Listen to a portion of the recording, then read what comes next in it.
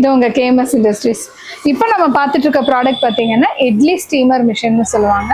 So idli steamer, Idiyappa steamer எல்லாமே கிட்டத்தட்ட ஒன்று தாங்க. இது இட்லி அவிக்கலாம், இடியாப்பா அவிக்கலாம், நீங்கள் ஆவியில் வேக வைக்கிற ஐட்டம் எது வேணாலும் அவிக்கலாங்க.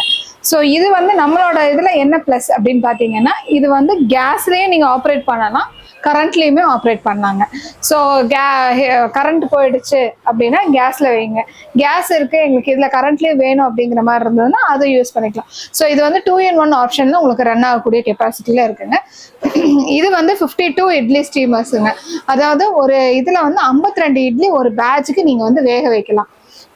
இது இல்லாமல் நம்ம கிட்ட பார்த்தீங்கன்னா 75, 108, 198, 200 அப்படி வந்து கிட்டத்தட்ட 400 இட்லி வரைக்கும் பெர் பேட்சில் பண்ணுற மாதிரி நம்ம இருக்குங்க. ஸோ இதில் எப்படி உங்களுக்கு ஒர்க் ஆகுது அப்படின்னு பார்த்தீங்கன்னா, இதில் வந்து நம்ம தண்ணி ஊற்றிக்குவோம். தண்ணி ஊற்றிட்டு நம்ம ஸ்டீம் வரும்போது நம்ம இந்த இட்லி தட்டில் வந்து நம்ம வந்து பிளேட்டை வந்து ஊற்றி வச்சுக்குவோம். மாவை ஊற்றி வச்சிட்டிங்க அப்படின்னீங்கன்னா அடிக்க வச்சுட்டு இதை க்ளோஸ் பண்ணி வச்சிட்டிங்கன்னா ஒரு 15 to 20 மினிட்ஸ், மோஸ்ட்லி வந்து ஒரு 15 மினிட்ஸ்க்குள்ளேயே உங்களுக்கு வெந்துடும். வெந்ததுக்கு அப்புறம் பார்த்தீங்கன்னா இந்த வெசல் வழியாக ஆவி ஸ்டீம் வந்து நல்லா வேகமாக வர ஆரம்பிக்கும். நம்ம அதுலேயே நம்ம தெரிஞ்சுக்கலாம்.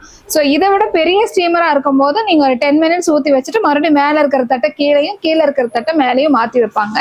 ஆனால் சின்னதாக இருக்கும் போது நமக்கு அது தேவைப்படாது. ஒரே இதில் ஒரே ஸ்லாட்லேயே நமக்கு வெந்துடும். ஸோ இதில் வந்து பார்த்தீங்க அப்படின்னா உங்களுக்கு ட்ரைன் அவுட்டும் இருக்குது. இப்போ நம்ம தண்ணி ஊற்றிட்டோம், இது எப்படி வெளியே போகும் அப்படின்னு சொல்லி கேட்டிங்கன்னா, அந்த வால்வை நீங்கள் வந்து ஓப்பன் பண்ணீங்க அப்படின்னா அந்த தண்ணி வந்து நமக்கு வெளியே போயிடுங்க. இது நார்மல் நம்ம வந்து துணி ஊற்றியும் போட்டுக்கலாம்.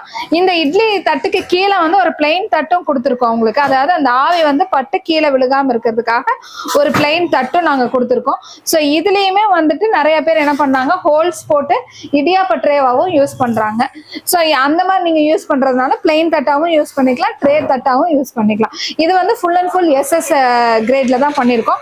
அலுமினியம் இட்லி ஸ்டீமர் கிடையாது, ஸ்டீல் இட்லி ஸ்டீமர் தான். உங்களுக்கு அவுட்புட்டும் நல்லா இருக்குங்க. ஸோ இந்த ப்ராடக்ட் உங்களுக்கு பிடிச்சிருக்கு அப்படின்னு சொல்லி ஃபீல் பண்ணீங்கன்னா டிஸ்கிரிப்ஷன்ல தெரியிற நம்பர்ஸுக்கு ஆர்டர்ஸ் பிளேஸ் பண்ணிக்கலாம். தேங்க்யூ.